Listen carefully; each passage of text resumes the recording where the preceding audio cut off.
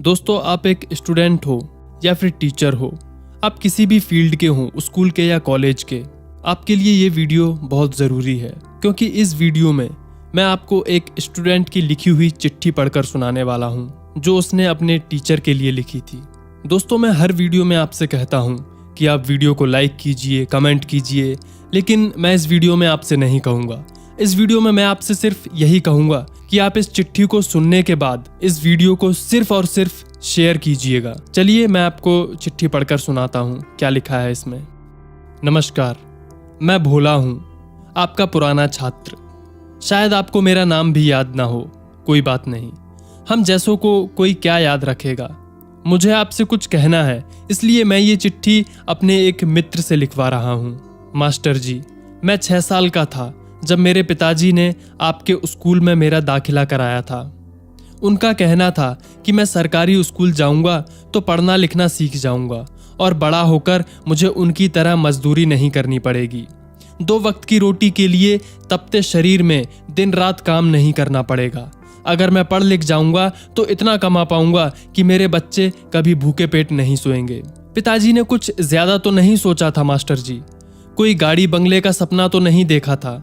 वो तो बस इतना चाहते थे कि उनका बेटा पढ़ लिख कर बस इतना कमा ले कि अपना और अपने परिवार का पेट भर सके और उसे उस कठिनाइयों का सामना ना करना पड़े जो उन्होंने जीवन भर देखी हैं। लेकिन पता है मास्टर जी, मैंने उनका सपना तोड़ दिया।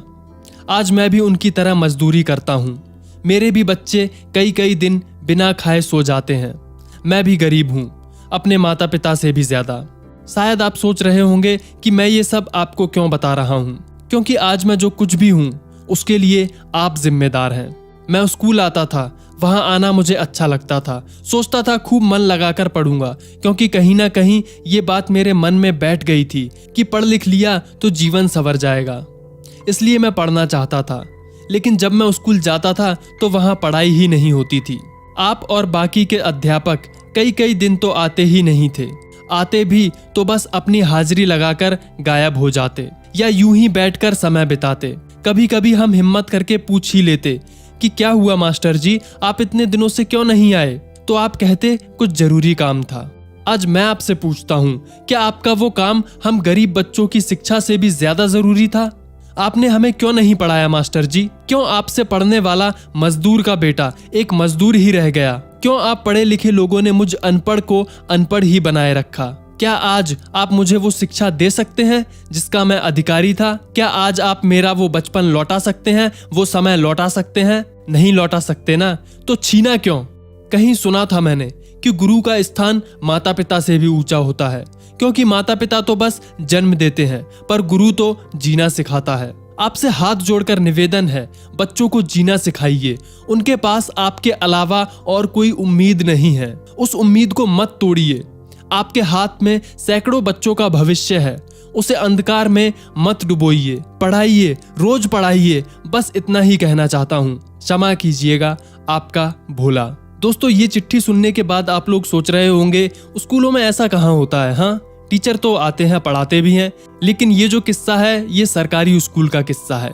बड़े बड़े शहरों में जो सरकारी स्कूल हैं वहां तो पढ़ाई होती होगी, लेकिन गांव में जो स्कूल हैं वहां का आज भी यही हाल है। आपको पता है लोग सरकारी टीचर क्यों बनना चाहते हैं? कभी उनसे पूछिएगा कि आपको टीचर बनने के बाद क्या काम करना पड़ता है, तो वो आपको बताएंगे कि देखो भाई, सबसे पहली बात, जितनी भी छुट्टियां होती हैं वो सारी हमें मिलती हैं। दूसरी बात, सुबह जाओ, दोपहर को वापस घर आ जाओ। इसी सोच के साथ लोग सरकारी टीचर बनना चाहते हैं। और दोस्तों, मैंने कई ऐसे सरकारी टीचर देखे हैं जो खुद स्कूल नहीं जाते हैं, बल्कि अपनी जगह किसी और को वहां भेज देते हैं और गवर्नमेंट से जो सैलरी मिलती है उसमें से कुछ पैसे वो उस व्यक्ति को भी देते हैं। प्लीज दोस्तों, वीडियो को शेयर कीजिए। हर ऐसे सरकारी टीचर तक इस बात को पहुंचाइए कि आप लोग सैलरी ले रहे हो बच्चों का भविष्य खराब करने के लिए नहीं, उन्हें पढ़ाने के लिए। मैं आपको एक बात बताता हूँ, मैं जिस स्कूल में पढ़ा हूँ ना, वहाँ के टीचर हमें गाइड से देखकर पढ़ाते थे। गाइड होती है ना जिसमें सारे आंसर्स लिखे होते हैं। हमारे जो इंग्लिश, हिंदी और यहाँ तक कि साइंस वाले भी जो टीचर थे ना, वो हमें बुक में आंसर्स के टिक लगवा देते थे। मतलब कि फर्स्ट वाले क्वेश्चन का आंसर इस लाइन से इस लाइन तक है और हम लोग उसी को देख देख कर कॉपी में लिख लेते थे और उसी को रट कर एग्जाम में पास होते थे। खैर, ये स्कूल तो प्राइवेट था, लेकिन सरकारी स्कूल में वाकई में इससे भी बहुत ज्यादा बुरा हाल है। अब जरा सोचिए, जब टीचर ऐसे होंगे तो बच्चों का क्या भविष्य बनेगा। खैर, आप सिर्फ इस वीडियो को शेयर कर दीजिए और अगर आप पहली बार बफर लाइफ चैनल पर आए हैं और अभी तक चैनल सब्सक्राइब नहीं किया है तो नीचे दिए गए सब्सक्राइब के बटन पर क्लिक करें और बेल आइकन को दबाएं ताकि मेरे आने वाले वीडियोस का नोटिफिकेशन आपको मिल सके। फिलहाल के लिए इतना ही, मैं मिलता हूं अगले वीडियो में। धन्यवाद।